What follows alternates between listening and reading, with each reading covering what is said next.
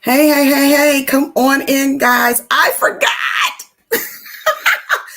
I forgot. I like really, oh gosh, y'all. Come on in, come on in, come on in, come on in. T, come on in. Let's talk about this thing. 1 second. Let me share real quick on my personal page. Come on in. I'm not going to be on here long at all because it's, like I said, I forgot. So I am going to share this information with you and not hold you guys at all. But come on in. If you'll drop in the chat where you're checking in from and what industry that you are in. What industry do you have a business in? What type of services do you provide? Come on in, come on in. All right. I'm gonna get right into the thick of things because y'all know that's what I do. I don't believe in prolonging you or having you sitting on here longer than you have to. I believe in I'm not into a whole lot of fluff. I want you to get the information that you need. Hopefully everything is beneficial to you. Or chew up the meat, spit out the bones, and pass the information along if it's for someone at this time in their career. So for those who are new to my page, I am Tawana Bryan Osborne, and my mission is to help service-based professionals attain sustainable growth with proactive, not reactive accounting and tax planning strategies. And I do this through two tools, accounting and tax planning.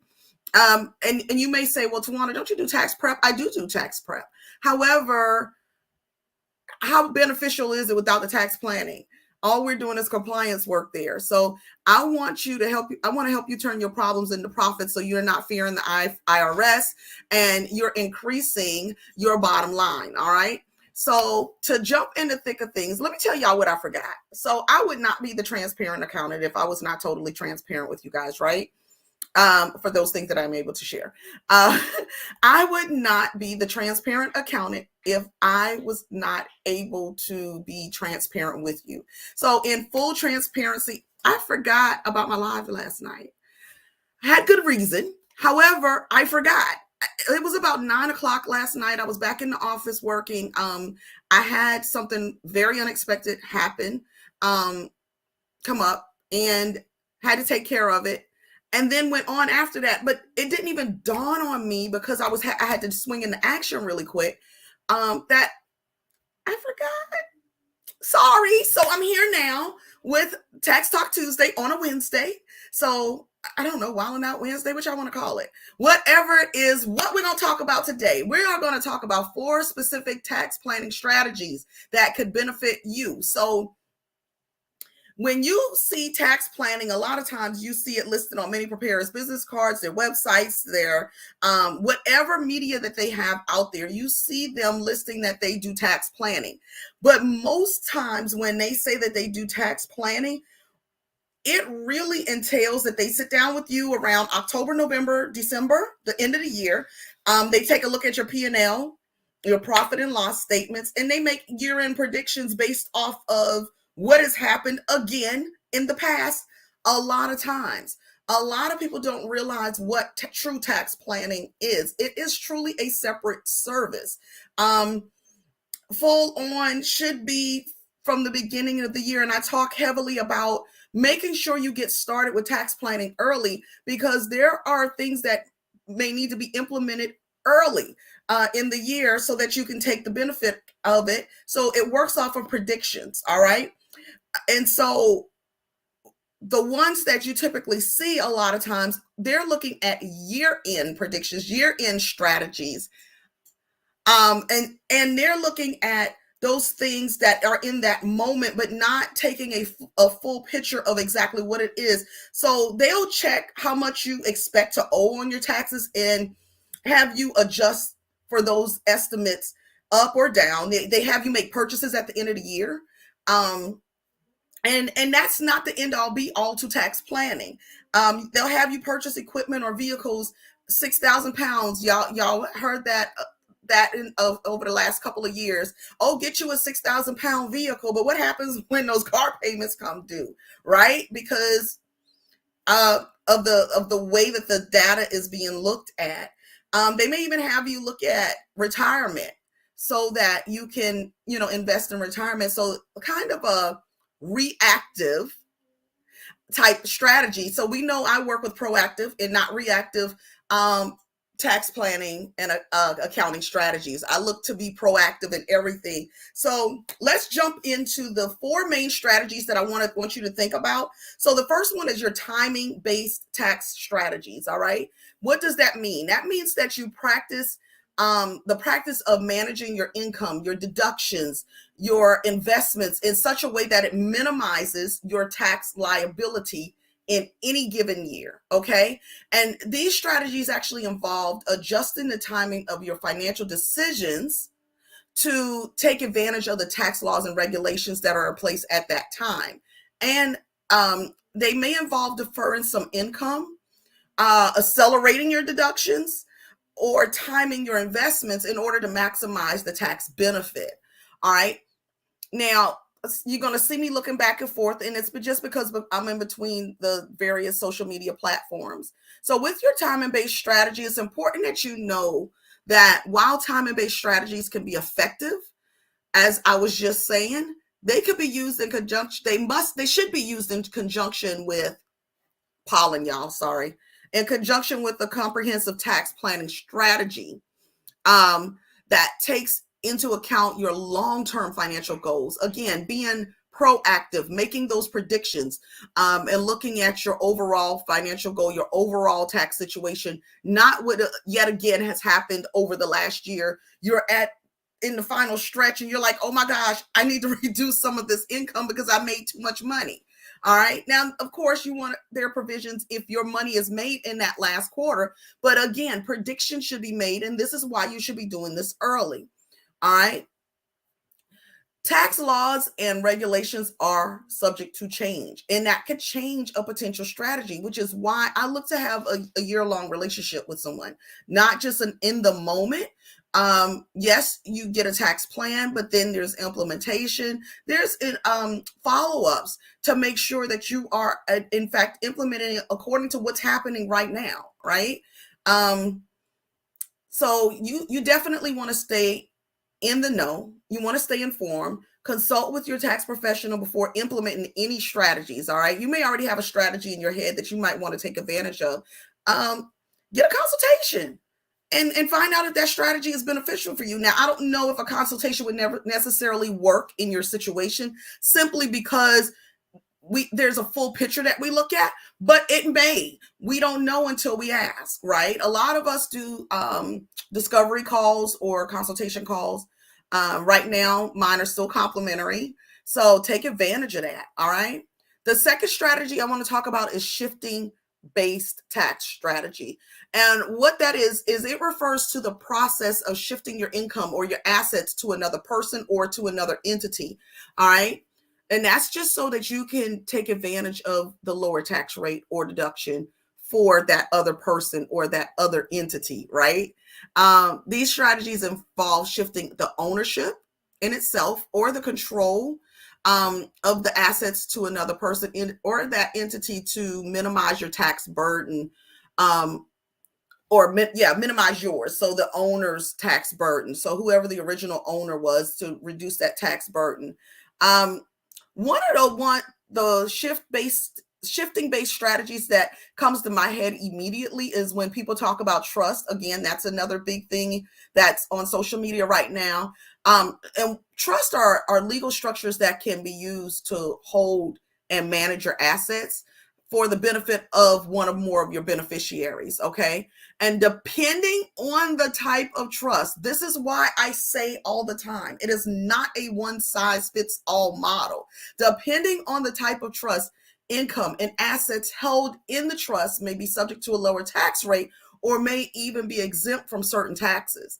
But it depends on the type of trust. So you can't just go out there getting stuff, right? For example, a family may establish a trust to hold and manage assets for the benefit of the children, allowing them to transfer assets to the children while minimizing the taxes. So that's, a strategy that could be used depending on the type of trust that's in place, right? So again, it's still important, even with those shifting base tax strategies, that it's done with care and in compliance with the tax laws, the current tax laws, right? And those regulations that are put in place, because improper use of these strategies can result in penalties and legal consequences in some cases. So you want to make sure you're adhering to the law. So it's important that you consult with a qualified tax professional and legal advisor, because the trust is typically put in place by an attorney. All right. And that's just to ensure that those shifting based strategies that you're using are used appropriately and in compliance with the law. We always want to remain compliant with the law, right? All right. So the third strategy is the code-based strategies. What do they do? We look at tax codes, right? So this particular strategy actually looks at the tax provisions and incentives written into the tax law or the tax code to minimize your liability. Now, these strategies involve taking advantage of specific tax laws and regulations that are in place, so that you can reduce your taxable income with whatever regulations or credits that are out there at that time. We know a lot of them just went away, right? But it will reduce your taxable income. It will increase your deductions.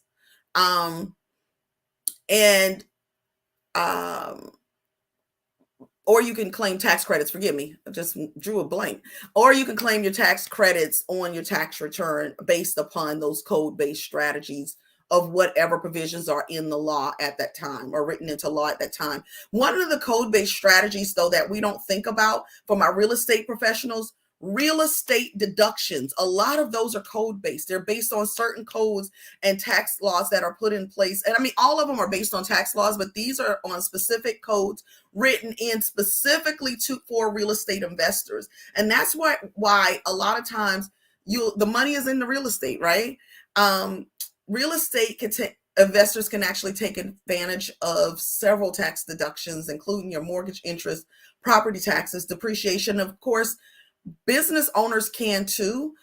There are some additional, more extensive real estate deductions that can be put into place, but those are just a few. So again, make sure it's in compliance with the tax laws, okay? The fourth one and the final one that I'm going to talk about really quick here is the product-based strategies. And that refers to the practice of using characteristic of a product to minimize your tax liability. These involve choosing products or services specific to certain strategies that can allow you to reduce your overall tax liability. So when we talk about tax strategies, we're not just talking about your tax preparation that happens once a year.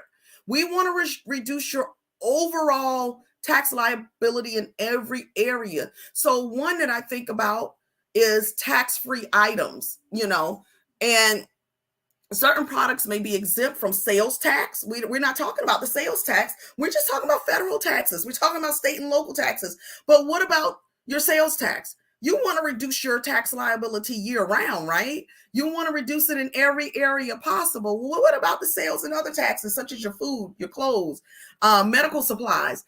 Anything that involves a tax, the goal is to reduce your tax liability as a whole, not just in that one area of your return that you're actually completing for compliance once a year.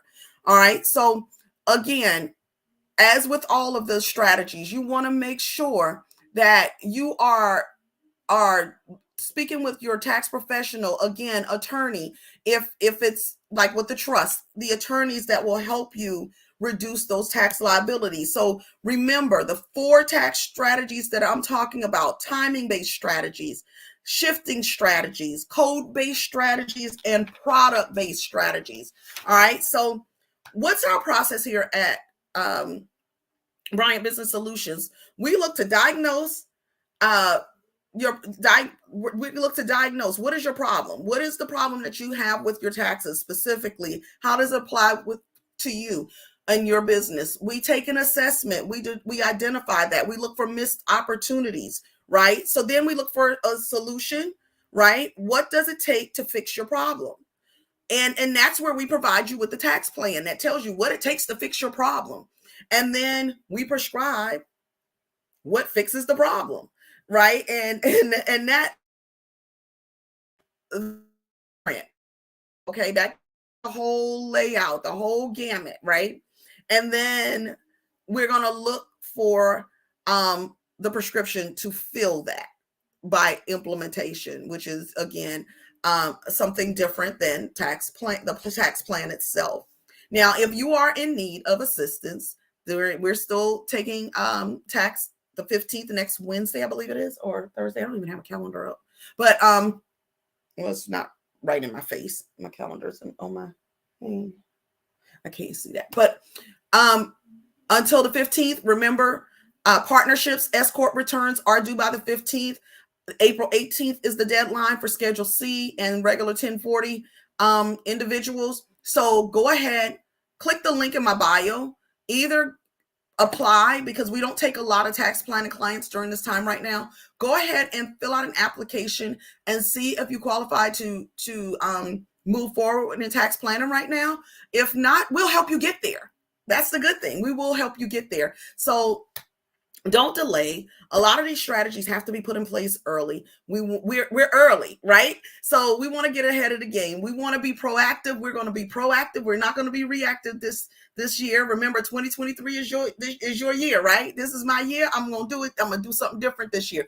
Now is the time to do something different. Take action, okay? Take action. All right. I will see you guys next week for Tax Talk Tuesday. Hopefully this alarm does what it's supposed to do this time. I think I hit something that caused the notification to go off. However, if I'm not on here, y'all message me. Holla at your girl, okay? I promise I would have went live where I was. I wasn't, in the office, but I would have gone live where I was. But and it would have been a little bit later, but it's still we still could have banged this thing out.